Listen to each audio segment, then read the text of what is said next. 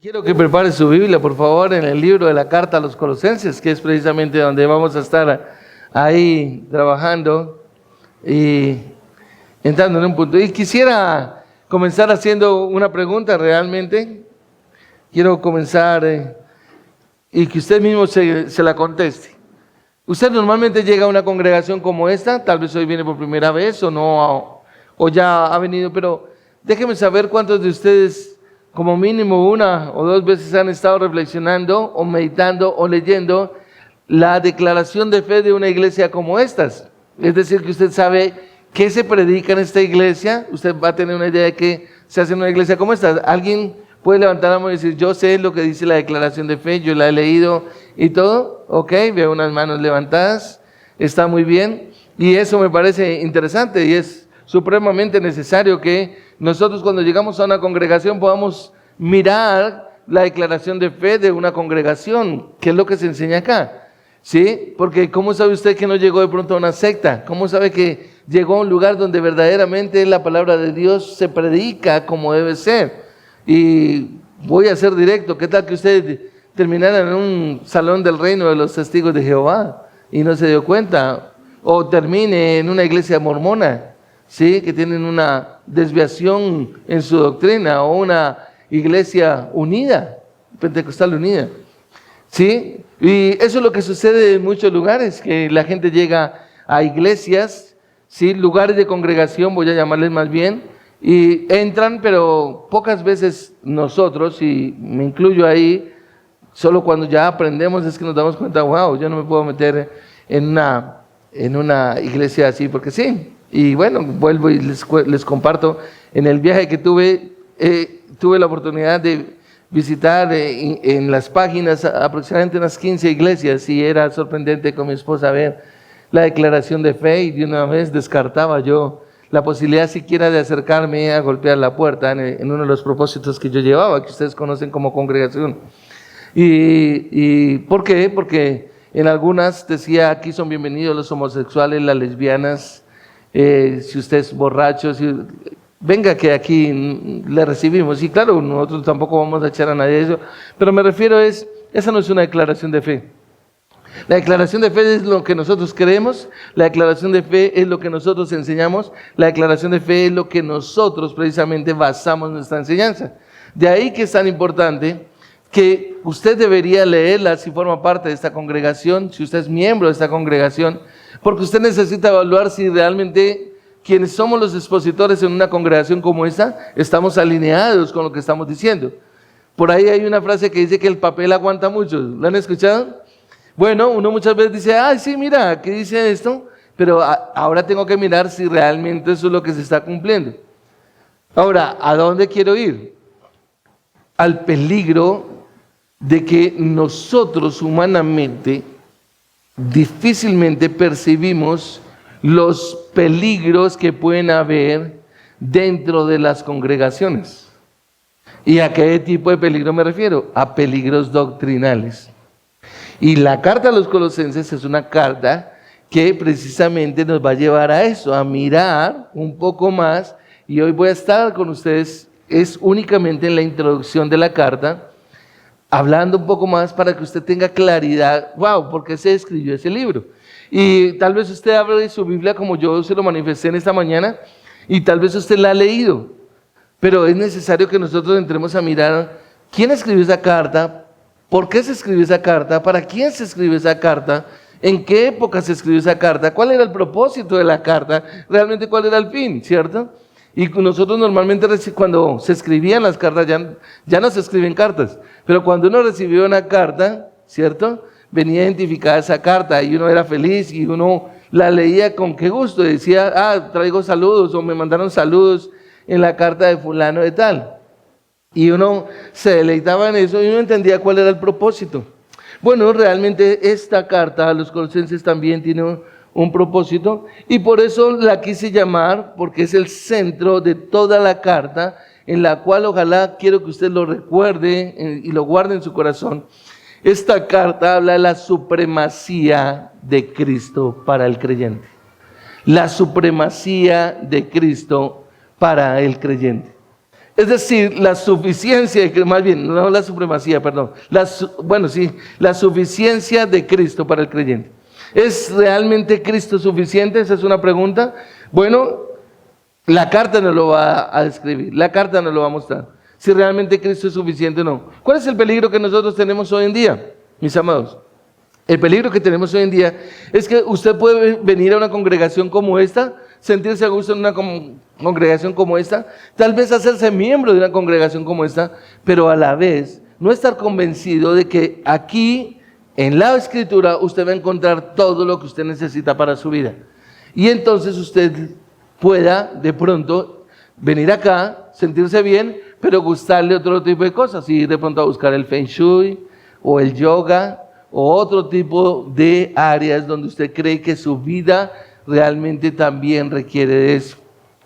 Pues déjeme decirle que eso es lo mismo que estaba pasando en la época de la iglesia de Colosas.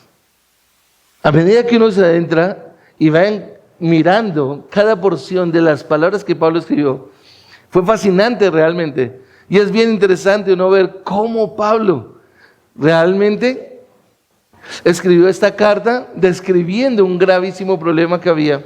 Pero ¿sabe qué es lo que más me llama la atención, mis amados? Pablo nunca estuvo en esa iglesia.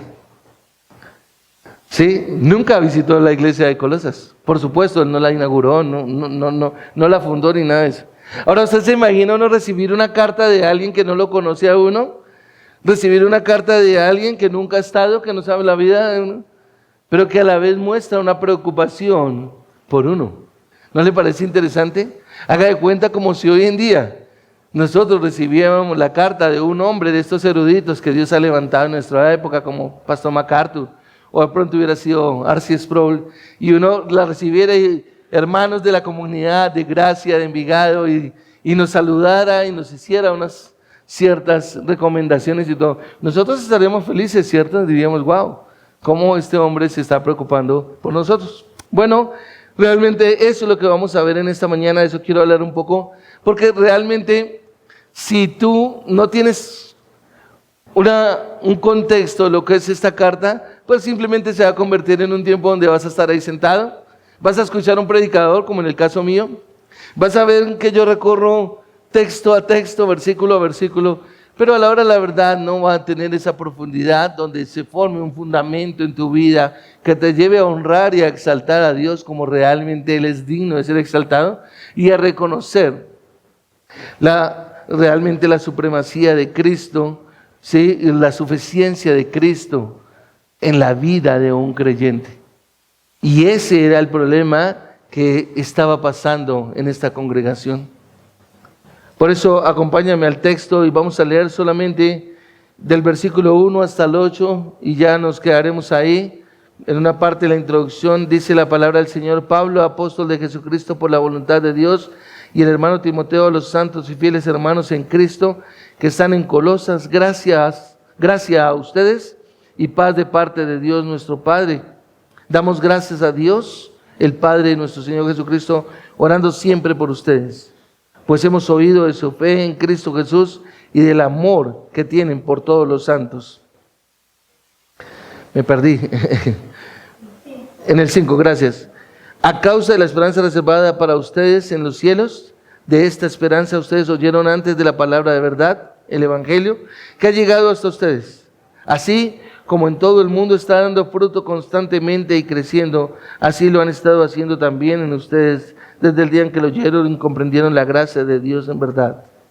Así ustedes lo aprendieron de Epafras, nuestro amado consiervo, quien es fiel servidor de Cristo de parte nuestra, el cual también nos informó acerca del amor de ustedes en el Espíritu. Acompáñenme a orar, por favor.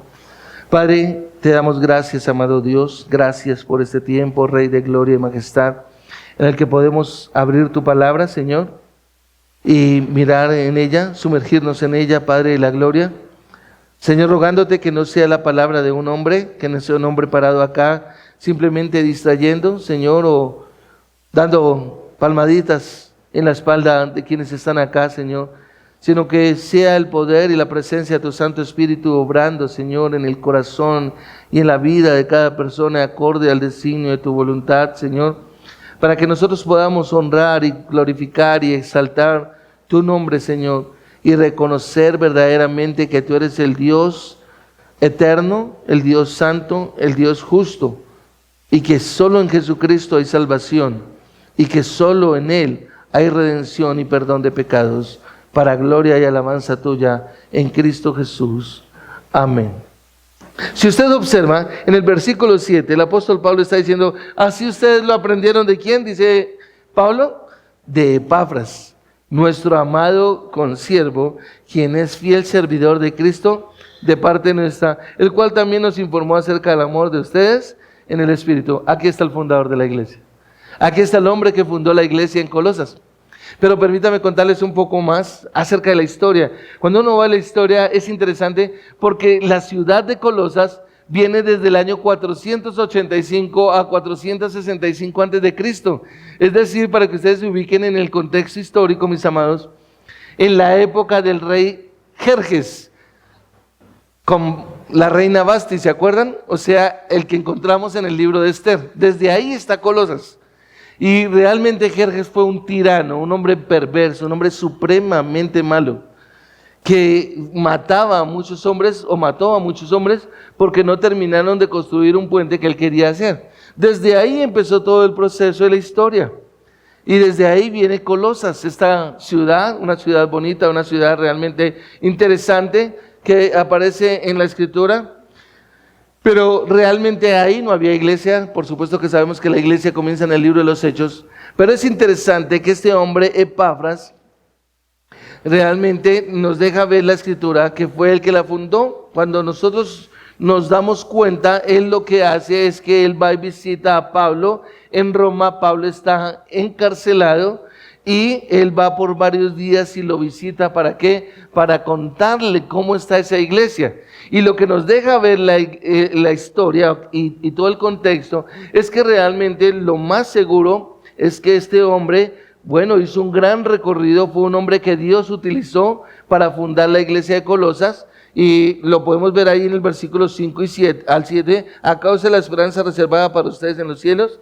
De esta esperanza ustedes oyeron antes en la palabra de verdad, el evangelio que ha llegado hasta ustedes, así como en todo el mundo está dando fruto constantemente y creciendo, así lo ha estado haciendo también en ustedes desde el día que oyeron y comprendieron la gracia de Dios de verdad. Es decir, mire lo que Dios utiliza a un hombre para hacer grandes cosas, y nosotros no tenemos idea de qué va a hacer Dios con nosotros.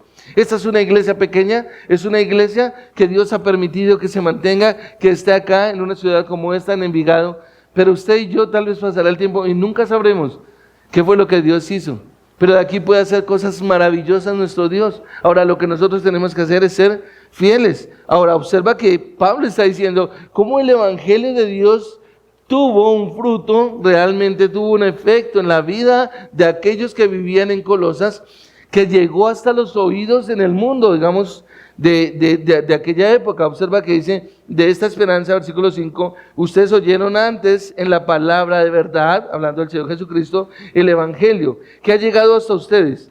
Así como en todo el mundo está dando fruto constante y creciendo, así lo ha estado haciendo también en ustedes desde el día que oyeron y comprendieron la gracia de Dios en verdad. Es decir, el punto central era que las personas, los hermanos que estaban en Colosas, entonces estaban comprendiendo la gracia de Dios. ¿Qué era todo eso? Bueno, el punto central acá es precisamente eso, que era una iglesia muy sana, era una iglesia bonita, era una iglesia que estaba trabajando fuertemente en la sana doctrina. Epafras era un hombre fiel, ya estaremos hablando un poco más de él, pero lo que sucede es lo siguiente: ellos no se habían dado cuenta de que habían unos peligros que la acechaban, que realmente iban a destruir después a la iglesia. Y este hombre que Dios utilizó, como ya lo hemos visto en los versículos 5 al 7, nacido en Colosas, nos lo dice en el capítulo 4, versículo 12. Realmente lo que se sabe es que lo más probable es que este hombre se convirtió a Cristo en una visita a Éfeso cuando estuvo allí. y al regresar fue y fundó la iglesia. Es decir, este hombre fue a Éfeso donde Pablo estaba, Pablo le comparte el evangelio o lo escucha y entonces este hombre se devuelve y planta una iglesia. Acompáñenme por favor a Hechos capítulo 19 y vamos a leer los versículos 8 al 10. Hechos, por favor. Hechos capítulo 19. Versículos 8 al 10, observa lo que nos dice la Escritura. Esto es supremamente importante. La iglesia se establece en Éfeso, dice, Pablo entró en la sinagoga y por 3 meses en Éfeso, ¿no? Para que nos ubiquemos, continuó hablando abiertamente, discutiendo y persuadiéndoles acerca del reino de Dios. Ahora observa el 9. Pero cuando algunos se endurecieron y se volvieron desobedientes, hablando mal del camino, esto es de la iglesia, ante la multitud, Pablo se apartó de ellos y ¿qué hizo? Llevándose a los discípulos y discutía diariamente en la escuela de Tirano. Esto continuó, ¿por cuánto? Por 2 años, de manera que todos los que vivían en Asia oyeron la palabra del Señor, tanto judíos como griegos. Es decir, de ese estudio que Pablo llevó a cabo allá en Éfeso, en la escuela de Tirano, salió alguien llamado Epafras y se fue para Colosas a plantar la iglesia en Colosas. Ese es el fruto del evangelio de Dios. Ese es el fruto de cuando nosotros enseñamos la palabra correctamente. Habrá un fruto que quede en el corazón de una persona y esa persona empieza a predicar el evangelio a otros. Por eso nosotros necesitamos predicar el evangelio. Nosotros no podemos jactarnos acá diciendo, esta es una iglesia de sana doctrina, esta es una iglesia bíblica, si realmente nosotros no le estamos hablando a otras personas del evangelio, si nosotros no le estamos predicando a otros del evangelio, ¿sí? Si nosotros no le estamos diciendo lo que Pablo dice en 2 Corintios, como Dios rogando por medio de nosotros de que se arrepientan y se pongan a cuentas con Él. Nosotros tenemos que sacar ese valor. Eso fue lo que hizo aquí realmente Epafras, y debe hacer aproximadamente, en lo que estamos mirando, un periodo entre el año 54 y 56 después de Cristo, cuando se estableció, digámoslo así, la iglesia en Colosas. No hay una fecha exacta, no hay información realmente de cuándo nació esta iglesia, pero se cree que aproximadamente puede ser entre el año 54 y 56 después de Cristo. Ahora, ¿quién era Epafras? ¿Quién era este hombre? Y realmente, mis amados, este hombre era un hombre primero que todo utilizado por Dios. Este hombre, lo más seguro era que era otro gentil, un hombre sin conocimiento judío, habiéndose convertido a través de la predicación del apóstol Pablo, como lo acabamos de ver en el libro de los Hechos. Cuando realmente estuvo allá pertenecía a la zona de Lico. En el versículo 7 nos lo dice, acá si ustedes lo observan, ustedes lo aprendieron de Epafras, nuestro amado consiervo, quien es fiel servidor de Cristo de parte nuestra. Quien es fiel servidor, obsérvalo, ¿sí? El cual también nos informó acerca del amor de ustedes en el Espíritu. Ahora, este hombre era colosense, era nacido de allá en la tierra de Colosas, nos lo dice el capítulo 4, versículo 12, siervo de Cristo Jesús, también nos lo dice el capítulo 4, versículo 12, compañero de prisiones de Pablo en Cristo Jesús, y eso lo encontramos en Filemón, versículo 23, y él era un obrero realmente dedicado a las 3 congregaciones vecinas del Valle de Lico. ¿Cuáles eran esas 3 congregaciones? Bueno, nos habla ahí de otras ciudades que estaban ahí, las estaremos viendo más adelante. Pero era un hombre que realmente el punto central de Epafras era que era un hombre, primero que todo, ¿sabe qué? Un hombre de oración. Era un hombre que vivía orando y que era fiel hasta el punto de estar dispuesto a sufrir cualquier penalidad que estuviese reservada para un embajador de Cristo. Es decir, un hombre que le aprendió a Pablo su manera de vivir y el aprender a sacrificar su vida por las cosas del Señor. Ahora, lo interesante de esta carta, al saber, pues digamos, el año aproximadamente en que se escribió esta carta, él y su autor, que es Epafras, podemos también darnos cuenta que la iglesia tenía un peligro. ¿Cuál era el riesgo de la iglesia en Colosas? ¿Qué era lo que pasaba con la iglesia en Colosas? Bueno, lo que nos deja ver la Escritura y nos deja ver la historia es que Epafras trabajaba diligentemente, predicando el Evangelio, llevando el Evangelio, había sembrado la iglesia en Colosas, Pero él se dio cuenta que había surgido una peligrosa herejía que estaba penetrando poco a poco en la iglesia y le estaba haciendo daño. Y sabe que cuando Epafras visualizó eso, se dio cuenta de que había un peligro. Este hombre cogió y viajó entre 1790 a 2200 kilómetros, no hay una exactitud, para ir a Roma a la prisión a visitar a Pablo, para buscar un consejo. Piensa en eso, mi amor. Él no escatimó recursos, él no escatimó el tiempo, él no escatimó la incomodidad de 2200 kilómetros. Es como, para que tengas una idea, irse uno en un caballo, yo no sé cómo lo hice, porque no nos dice cómo lo hizo, hasta de Bogotá a la costa hay 900, casi 1000 kilómetros, es como si uno fuera y volviera para llegar a ese lugar, 2200 kilómetros. El punto es que fue a visitar a Pablo y a decirle, mira, la iglesia está viviendo esta situación, hay un peligro. No es la iglesia como tal, pero hay un riesgo en la iglesia, lo cual nos muestra que nosotros como creyentes debemos aprender a discernir los peligros de la iglesia. Tenemos que cuidar, la iglesia la va a cuidar, es cada persona que es miembro de la iglesia. Nosotros somos los que debemos amar no este lugar como tal, no son estas paredes. Hermanos, que nunca nos saquen de este lugar y ojalá que nunca nos lo pidan. No, la iglesia somos nosotros los que estamos dentro del cuerpo.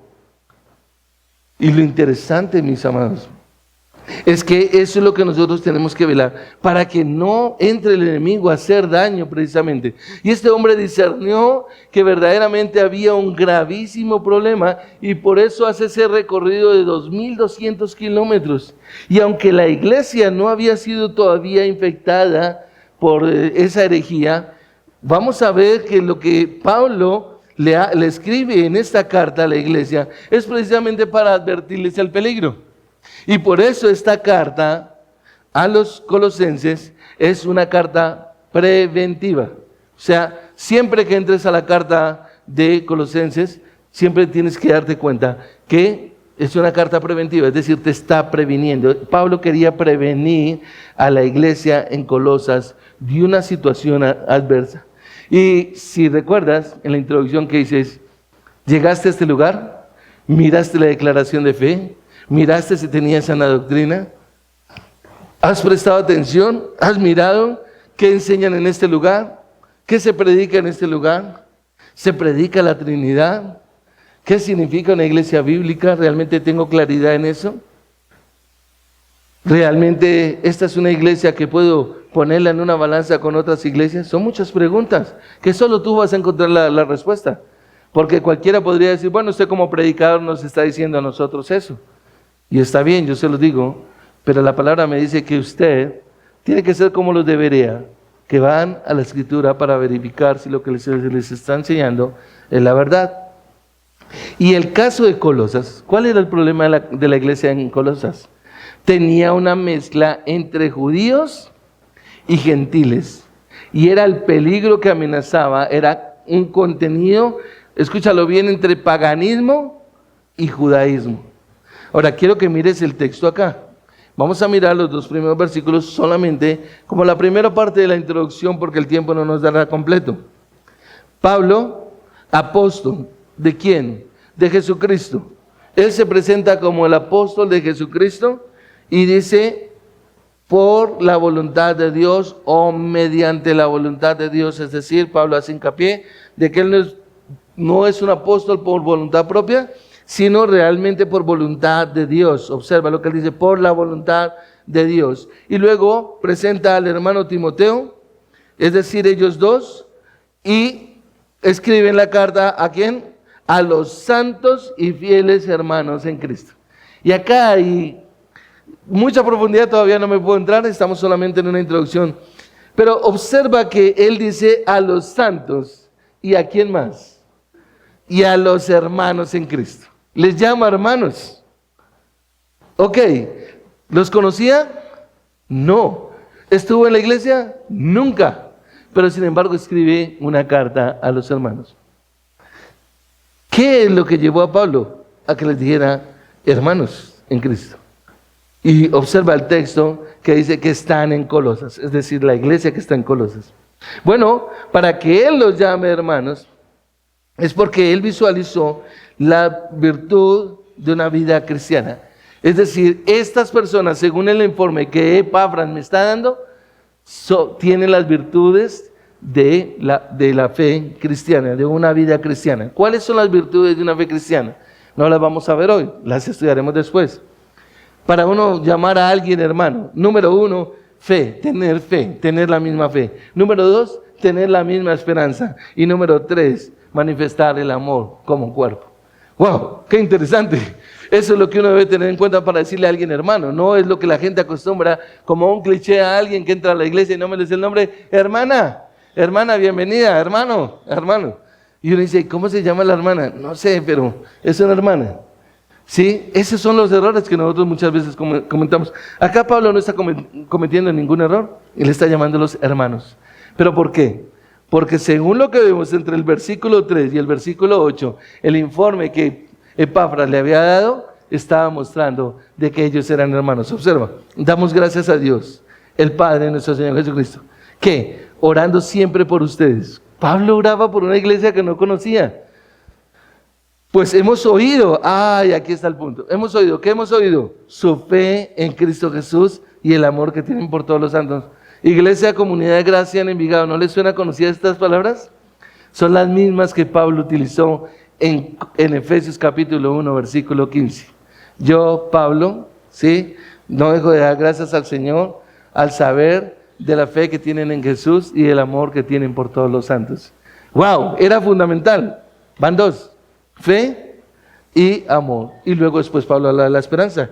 Pero luego dice, míralo acá. Versículo 5, de esta esperanza ustedes oyeron antes en la palabra de verdad del Evangelio. Es decir, algo que marcaba la pauta, pero no me quiero ir a la enseñanza que puede ser dentro de 8 o 15 días, porque ahí nos va a llevar un tiempo estar ahí. En solo ese primer versículo hay mucho contenido para ver. ¿Por qué? Porque estamos centrados en lo que yo les estaba mencionando, y es que la carta es una carta preventiva. Acuérdate de eso siempre, una carta preventiva. Haz de cuenta, bueno, los de mi época, que cuando nos llegaba una carta y uno la abría y uno decía, wow, me está previniendo, me está diciendo que tenga cuidado con tal cosa. Así va a ser cuando tú vayas a la carta a los Efesios. Esta era una carta preventiva para la iglesia de Éfeso en aquella época. Ya miraremos qué aplicación tiene para nosotros. Pero el punto aquí es que el peligro, como ya lo mencioné, era que estaban siendo amenazados por elementos, escúchalo bien mis amados, de paganismo y de judaísmo. Ese era el peligro. Eso era lo que se consideraba, ¿sí? ¿Y cuál era el peligro en cuanto al paganismo? Escúchalo bien. Los paganos adoraban muchos dioses. Y aquí vamos a encontrar la aplicación hacia la iglesia hoy en día.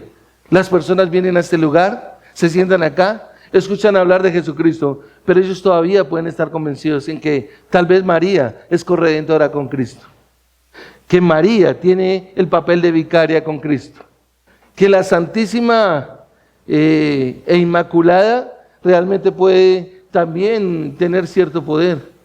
Y puede estar entre ustedes sentado ahí, convencido de eso, pensando. Algo parecido más o menos. En este caso, lo que pasaba era que ellos creían en Isis, en Serafis, en Helios, en Demetrio, en Artemisa. Y el problema era que los creyentes, escúchalo bien mi amado, estaban siendo presionados por su antiguo estilo de vida. Algo parecido a nosotros.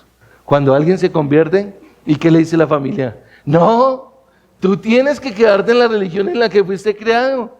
Tú tienes que estar ahí. ¿Cómo vas a vivir de esa manera? Ahora, ¿cómo vas a cambiar esa manera de pensar o de vivir? No, tú tienes que estar de esa manera. Por eso a nosotros no nos gusta esa religión. Esa es una manera de presionar. Bueno, lo mismo estaba sucediendo con la iglesia en Colosas.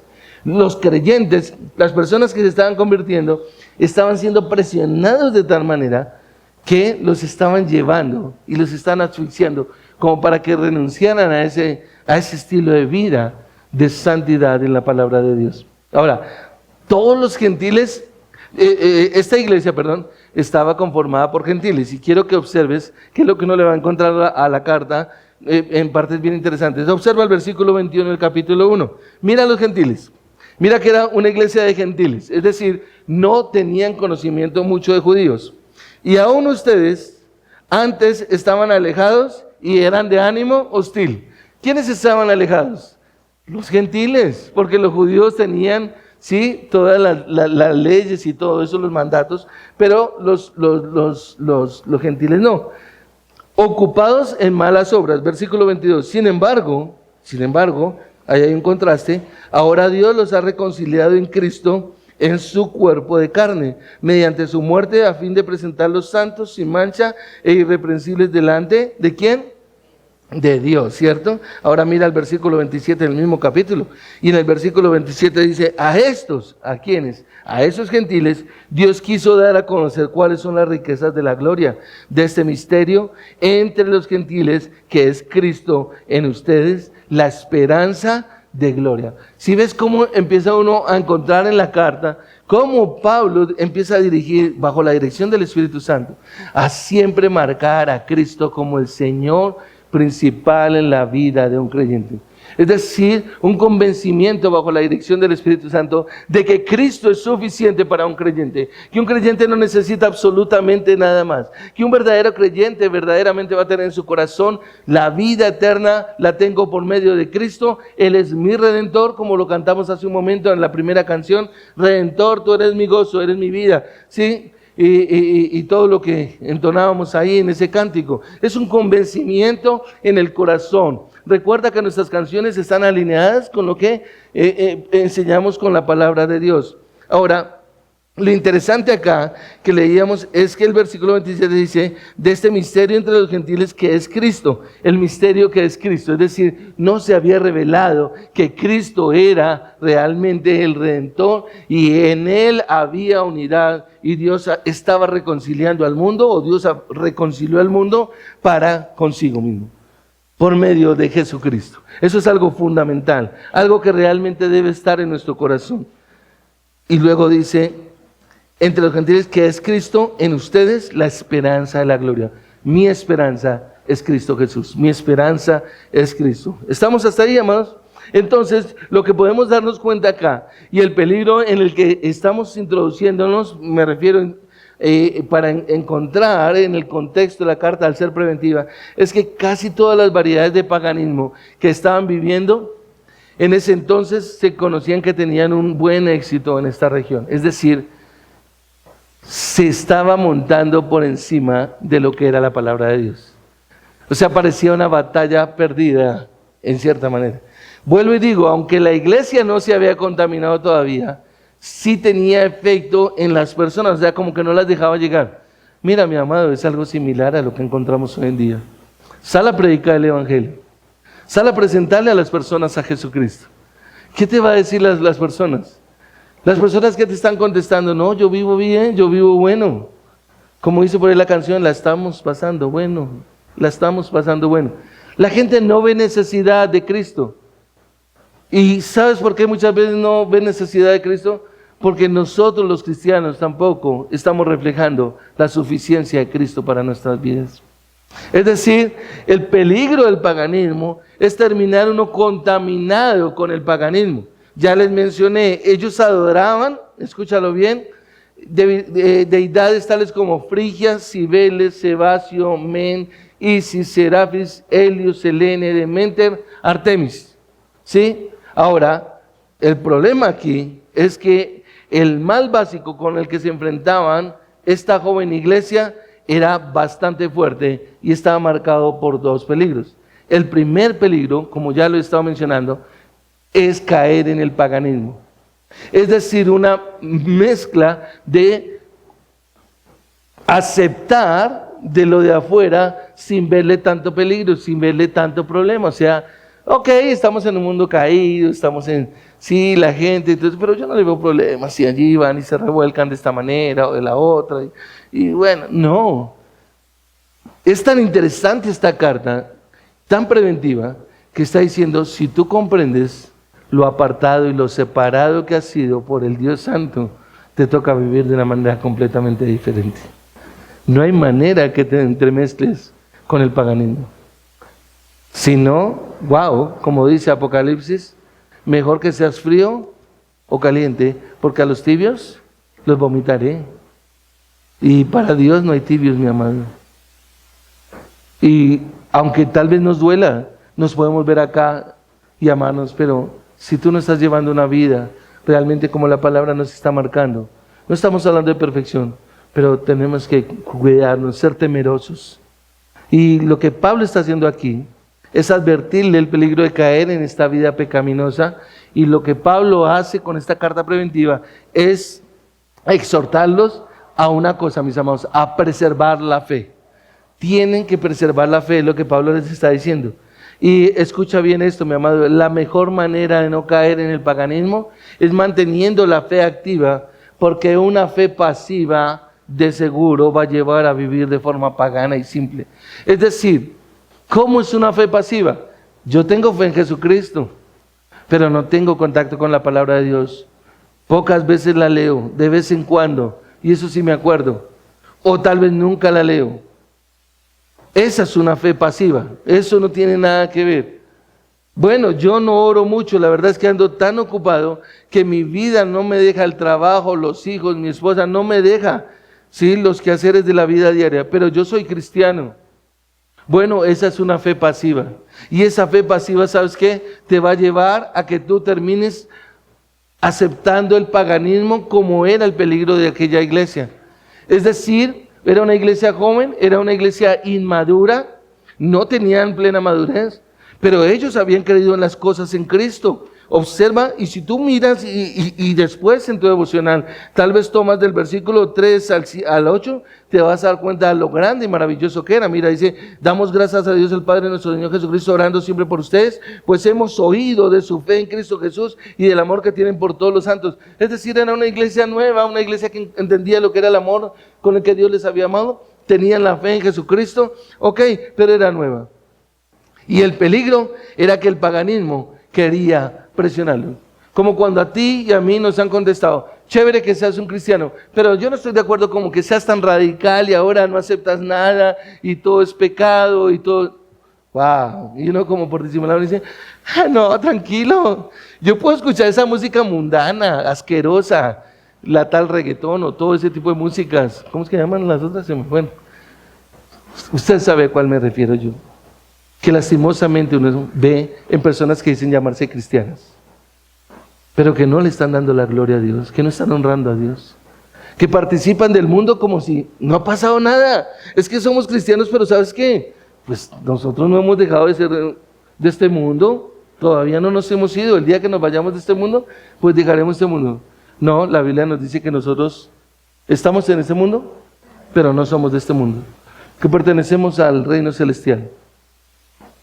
¿Sí? Así de claro lo dice. Es decir, yo siempre que viajo al exterior, siempre me paro en alguna esquina, mi esposa me veía y me paro y digo: ok, bonito este país, pero yo no soy de este país. Yo no soy nacido en este país. Tengo una fecha de etiquete en el que me voy a ir de este país, no me puedo quedar en este país.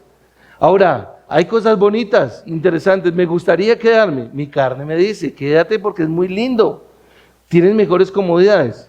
¿Sabes qué? No, yo no soy de este mundo, yo no soy de este país. Algún día, mi fecha de boleto está puesta y una hora exacta para irme. Y era el 25 que tenía que regresar.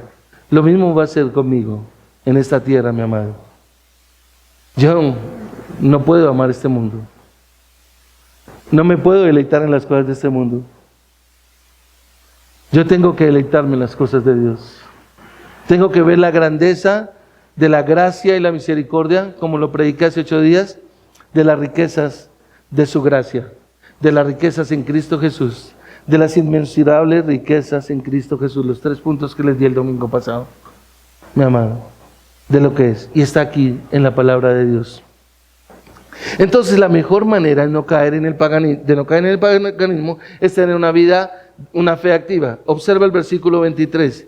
Esto Él hará si en verdad permanecen en la fe, bien cimentados y constantes, sin moverse de la esperanza del evangelio que han oído, que fue proclamado ¿a quién? A toda la creación debajo del cielo, y del cual yo, Pablo, fui hecho ministro. ¡Qué espectacular!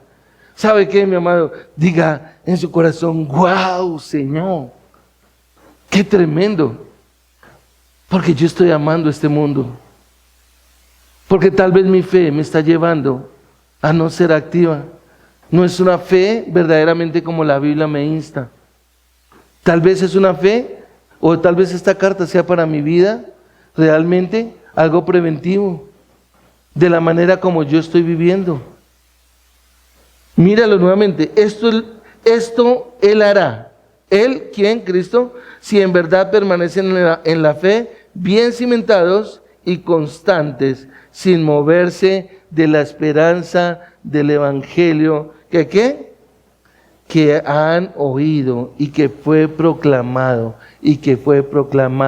debajo del cielo, del cual yo, Pablo, fui hecho ministro. Ahora observa el versículo 6 del capítulo 2. Por tanto, de la manera que recibieron a Cristo el Señor, así anden en Él. ¿Recibiste a Cristo en fe? ¿Crees que Cristo te redimió de tus pecados con su propia sangre, un precio muy alto? Entonces Pablo está diciendo, de la manera que recibieron a Cristo en el Señor, así anden en Él. Camina acorde al precio tan alto que Cristo pagó en la cruz. Y ahora mira el capítulo 3, versículo 2. Pongan la mira en las cosas de arriba, no en las de la tierra.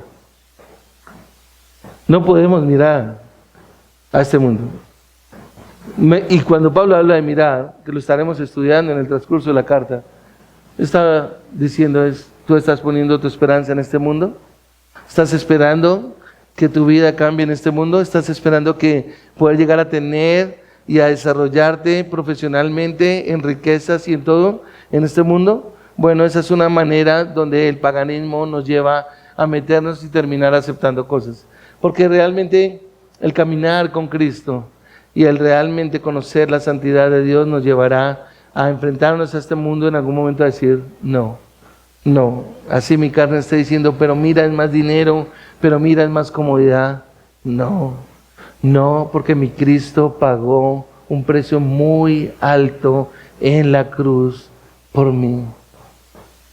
Pagó un precio muy alto.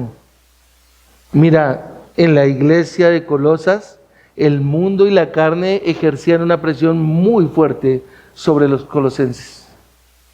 Y una amenaza mayor realmente provenía de Satanás. Y sabemos que Satanás es el autor de las falsas enseñanzas.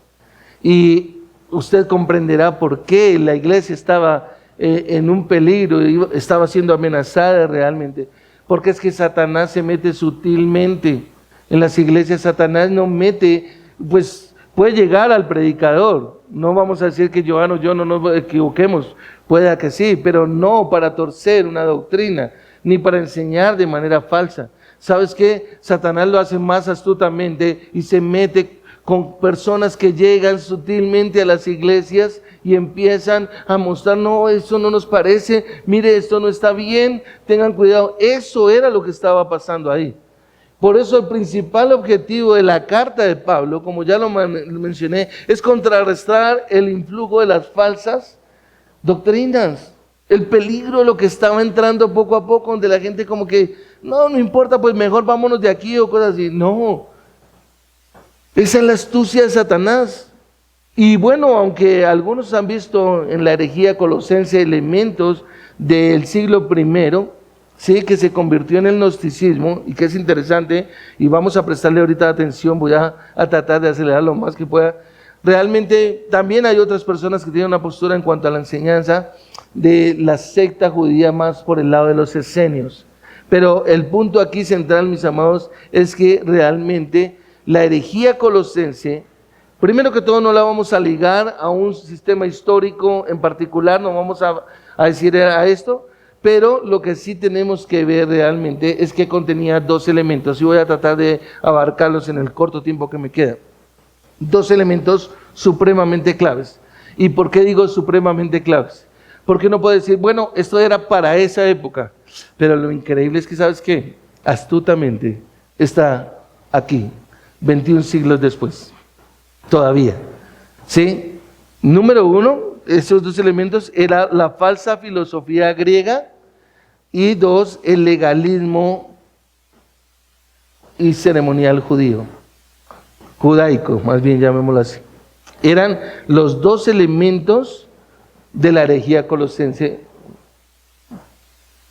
que estaba ahí amenazando a la iglesia. Número uno, entonces, es la falsa filosofía griega.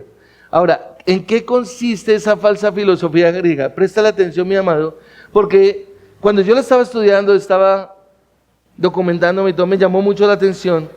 Y es que pareciera que no, eso fue, pues estamos hablando de hace 21 siglos, pastor, estaba comenzando la iglesia allá en Colosas, y ya hoy es otro tiempo. Escúchalo, yo solo lo voy a nombrar y tú sacas la conclusión. Amaban el conocimiento y se enorgullecían de sus sistemas filosóficos sofisticados. Es decir, ellos menospreciaban el mensaje del Evangelio al considerarlo demasiado simple. ¿No te parece como conocido? Hoy en día, nosotros presentamos a Jesucristo y la gente ¿pero y qué más? Bueno, Cristo murió en la cruz. Dios lo envió para redimir nuestros pecados y para que todo el que pone su confianza en Él pueda ser salvo. ¿Y qué más? No hay un impacto. No penetra las fibras. No llega. ¿Sabe por qué? Porque el conocimiento, los sistemas filosóficos sofisticados, de alguna manera en aquella época estaban permeando la iglesia. Hoy en día está pasando lo mismo. Hoy en día encontramos que tenemos personas capacitándose dentro de las iglesias a nivel profesional, pero ¿cuánto les está mermando, les está menguando en su mente toda la filosofía o la enseñanza que se les está proporcionando en las universidades? No estoy hablando solo en Medellín, estoy hablando a nivel mundial. Conozco hombres y mujeres que me han dicho, pastor, nosotros creamos a nuestro hijo en las doctrinas, en la palabra de Dios, en el home school, fue llevado, enseñado, pero llegó el momento en que tenía que ir a la universidad. Y cuando fue a la universidad, ¡pum!, cambió completamente. ¿Por qué? Joan, pueden hablar con él, el filósofo, él lo manifiesta y nos lo enseña mejor cuando has dicho que el sistema está diseñado de manera perfecta para romper y destruir completamente todo lo que tiene que ver con la palabra de Dios. Pero recuerdas que Corintios, el apóstol Pablo en 2 Corintios dijo que nuestra lucha no es contra carne y sangre, sino contra principados, contra potestades, contra los gobernadores de las tinieblas, contra huestes espirituales de maldad en los lugares celestiales. Que las armas de nuestra milicia no son carnales, sino poderosas en Dios para la destrucción de fortalezas. ¿Para qué? Para que precisamente nosotros, pues la palabra de Dios que tiene el poder pueda destruir lo que está entrando en la mente de nosotros como creyentes. Ahora ponte a pensar, iglesia, en Colosas, ellos tenían el Antiguo Testamento, lo que Epafras les había enseñado, de lo que había aprendido de Pablo, lo había instruido, pero no tenían el Nuevo Testamento como nosotros. Ahora, ¿sabes una cosa? El problema no eres tú cuando no lees la Escritura, cuando no la estudias. El problema es que Satanás está ganando la batalla en tu vida. Y le estás dando pauta para que haz conmigo lo que quieras, barre, destrúyeme, báteme, tírame, párame, barra el piso conmigo. Si eres un creyente verdadero, no vas a perder tu salvación. Yo no estoy hablando de que la vas a perder. Pero sabes una cosa, te va a arrastrar, te va a tumbar. Esta falsa filosofía griega, en su opinión, para ellos Cristo, en pocas palabras, era insuficiente. Cristo era insuficiente. Es decir, la salvación debería incluir a Cristo, pero también debería incluir el conocimiento. ¡Qué tremendo! O sea, como, dame a Cristo, pero dame algo más que me convenza. Y uno encuentra en la calle a personas hablando de esa manera, dame, sí, cuéntame más, pero hay algo más que me convenza. Estaba con alguien a quien amo, cercano a mi vida, familiar. Mis peleas, mi batalla con él eran fuertes por lo mismo.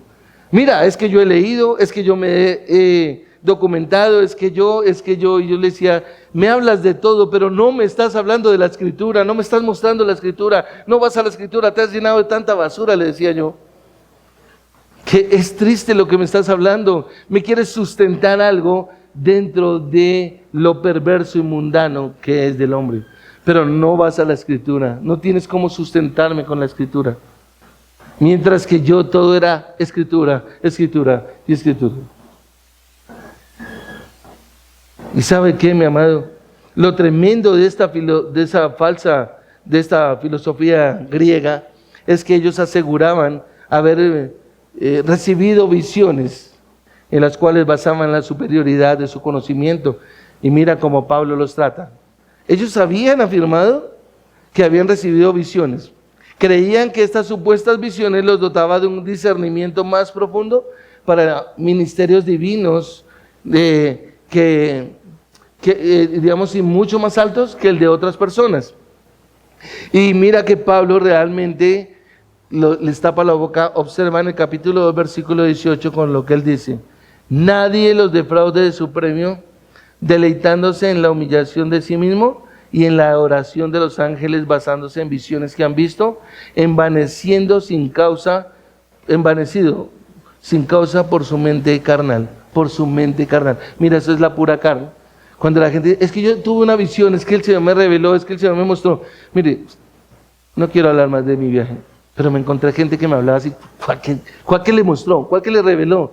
¿Dónde? No, que sí, que me dijo que es. No, mira que Pablo dice concreto, me encanta como dice en la versión Reina Valera, sus mentes carnales estaban vanamente hinchadas. Es decir, tenían esa mente tan hinchada en la carne que estaban asegurando que lo que ellos tenían era suficiente y no necesitamos de que nos vengas a hablar acá de la Escritura.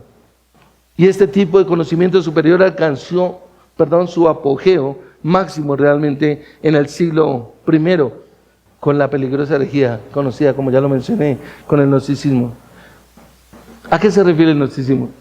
El gnosticismo hace referencia a Dios es bueno, la materia es mala. Por todo lado, tú vas a hablar de Dios y sí, Dios, claro, Dios, sí. Y creemos que todo el que nos hable de Dios, a la hora de la verdad, nos está hablando de cosas espirituales. Pero esa es una mentira.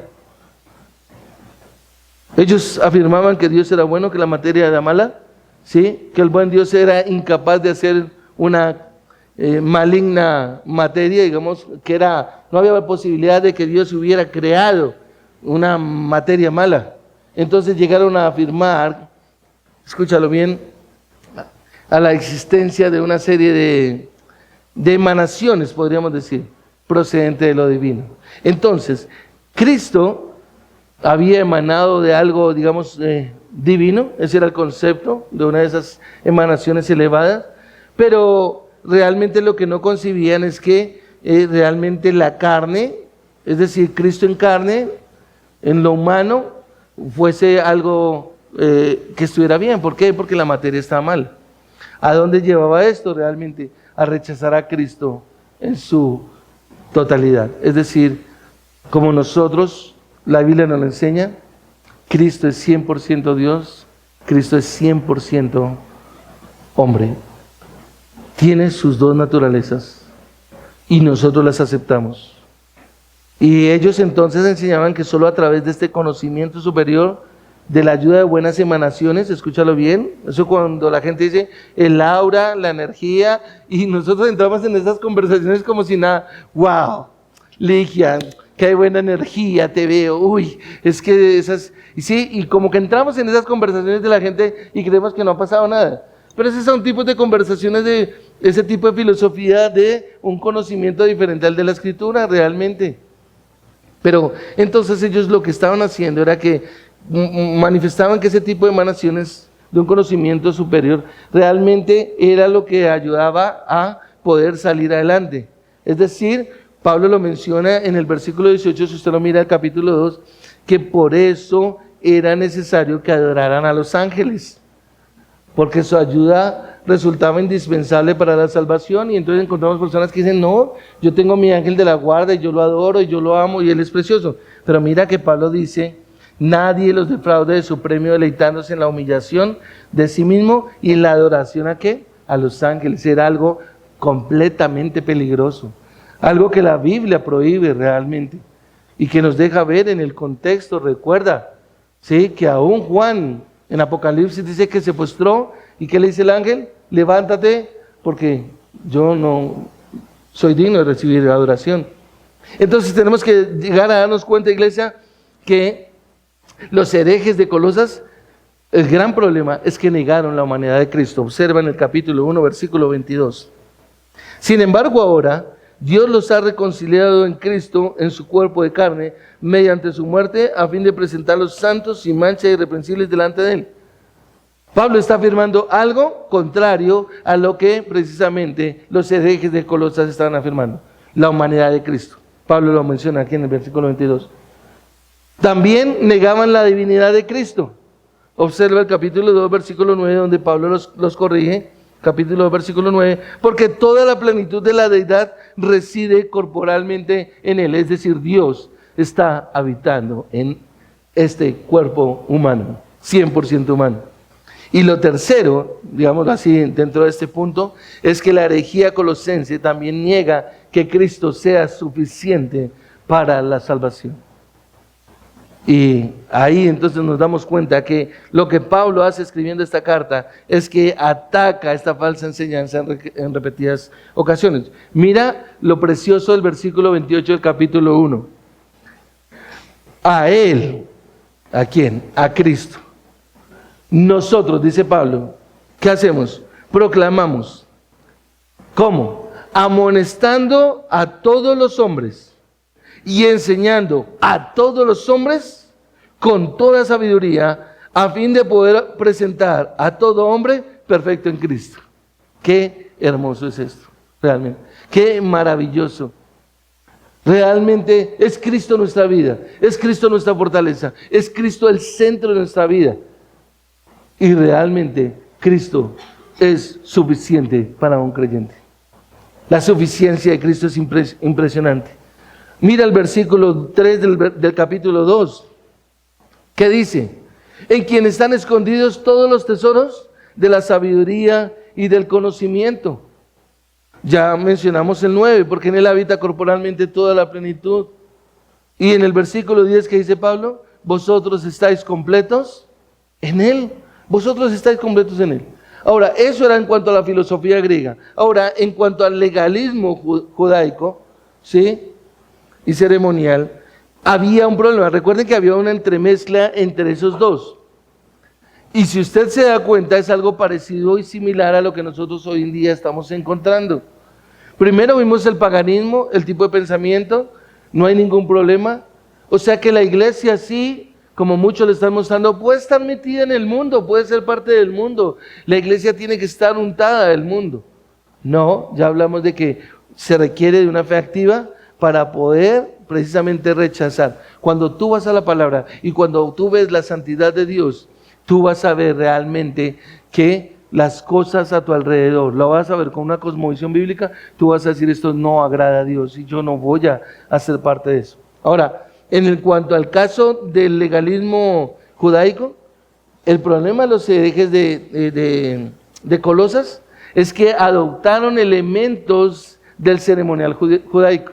O sea, lo que llamamos hoy en día una especie de sincretismo, lo que nos suena y lo que nos gusta, y así encontramos muchos lugares y muchas iglesias, y a usted le parece, o tal vez si usted no lo distingue, si usted no lo ha evaluado, si usted no lo miraba a la luz de la Escritura, usted llega y dice: ay, a mí me encanta lo que hacen en tal iglesia, me gusta lo que hacen allí o allá. Y usted simplemente está aceptando. Y hay gente que las famosas danzas, no, que es que en la iglesia nosotros sí podemos danzar y todo eso, ¿y sabes de dónde viene? ¿Conoces el trasfondo? No sé, pero a mí me parece muy lindo las niñas allá bailando, ¿sí? Y danzando. Eso nos parece lindo. En el caso de la iglesia de Colosas, el problema de esa herejía en Colosas es que enseñaban la circuncisión superior como requisito para la salvación. Escúchalo bien. Y esta enseñanza negaba la suficiencia de Cristo. Ahora, acá Pablo lo que entra es a refutar precisamente, y observa el versículo 11 del capítulo 2. También, ¿en quién? En Él. Ustedes fueron circuncidados. Ah, sí, vea. Ellos también fueron circuncidados. ¿Cómo fueron circuncidados? Con una circuncisión no hecha por manos, al quitar el cuerpo de la carne mediante la circuncisión de Cristo. ¡Qué interesante! Ahora mira el capítulo 3, versículo 11, lo que nos dice. En esta renovación no hay distinción entre griego y judío, circunciso o incircunciso, bárbaro, escita, esclavo o libre, sino que Cristo es todo y en todos.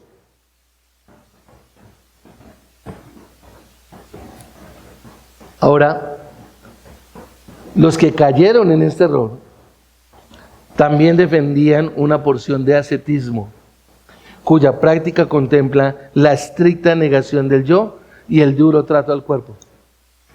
Y sabe una cosa, mi amado, yo a veces encuentro en esta época personas con ese corte, donde todo es malo, no haga esto, no haga lo otro, no, solo lo espiritual, ¿sí? Ore, ayune, doble rodilla, lea la Biblia. Pero ¿sabes una cosa? La Biblia me muestra, nunca me deja ver que Dios separe la parte del espíritu con la parte del cuerpo. No. Ahora, si tú recuerdas el ascetismo, ¿sí? La práctica contempla la negación del yo. Hagamos esto. No. Uno tiene que tener cuidado de no caer en eso. Dios, en su gracia, en su misericordia, me permite a mí también disfrutar de las bondades, disfrutar un alimento, disfrutar un paseo, disfrutar tal vez de una comodidad. No, yo tengo que vivir debajo de un puente. No, la plata que Dios me ha dado la tengo que repartir porque realmente eso no es cierto. Sí. Ahora, ¿cómo manejar eso, iglesia? Eso es lo que Pablo empieza a mostrar acá. Tiene que haber un equilibrio.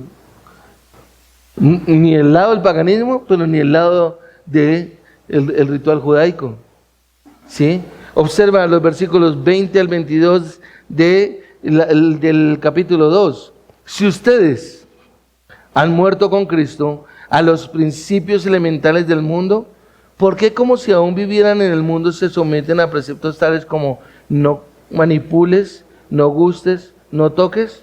Todos los cuales se refieren a cosas destinadas a perecer en el uso, según los preceptos y enseñanzas de los hombres, al punto, escúchalo bien, de que Pablo se burló de tales enseñanzas. Observa el versículo 23.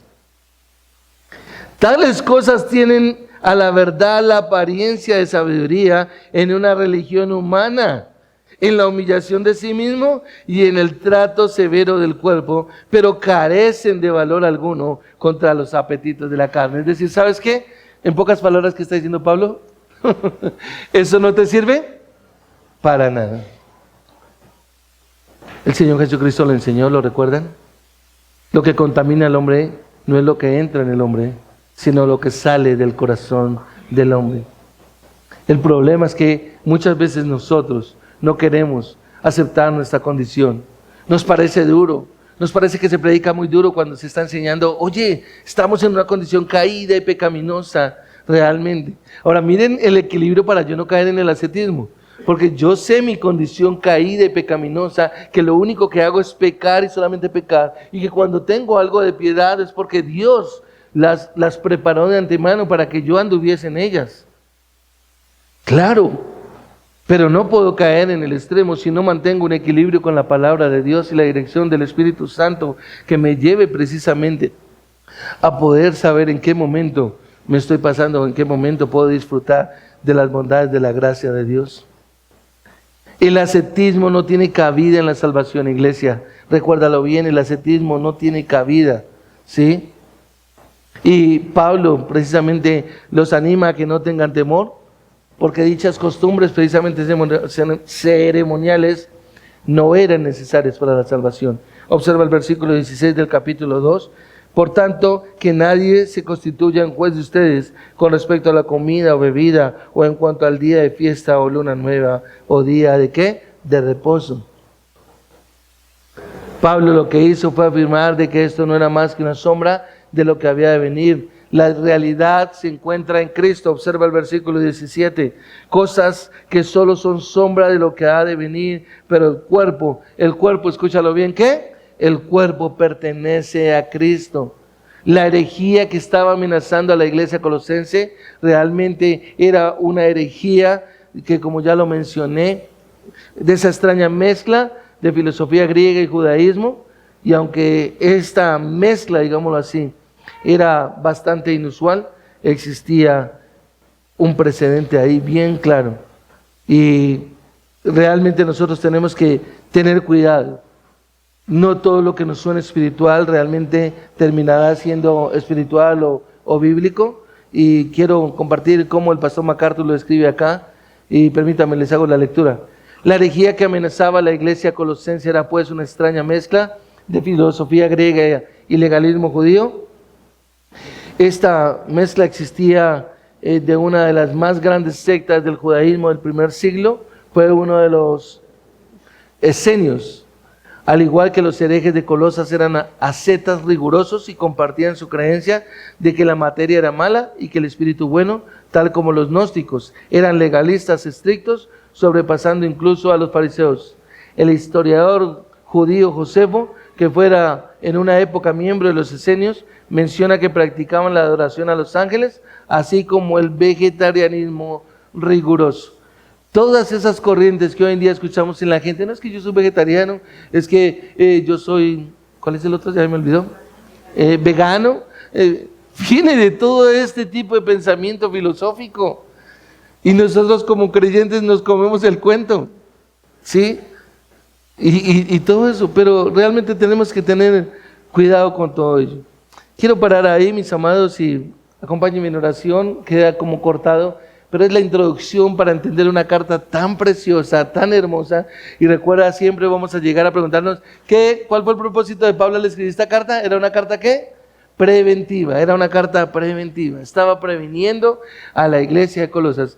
Lastimosamente miraremos que tiempo después toda esta región desaparece y con ella desaparece la iglesia. Desaparece la iglesia de esa zona, me refiero. ¿Sí? Entonces va a ser algo bien interesante. Vamos a orar. Padre, gracias te damos, amado Dios, por este tiempo. Gracias por tu palabra, Señor, y gracias por esta introducción que has permitido, Señor, se ha llevado a cabo para nosotros poder entender y comprender una carta tan preciosa como la carta a los Colosenses. Ruego que tu Santo Espíritu nos guíe, nos dirija, nos lleve a recordar siempre el peligro que había en esta iglesia con estas herejías en Colosas, Señor, como era la filosofía griega y también, Señor, el judaísmo y sus ceremonias, bendito Dios, de los cuales hoy en día, Señor, encontramos en muchos lugares. Danos la sabiduría, danos el entendimiento, danos el discernimiento de tu Espíritu para poder mirar a la luz de tu palabra, Señor, lo que verdaderamente te agrada y ver la suficiencia de Cristo para nosotros como creyentes. Te lo pedimos en el nombre de Cristo Jesús. Amén.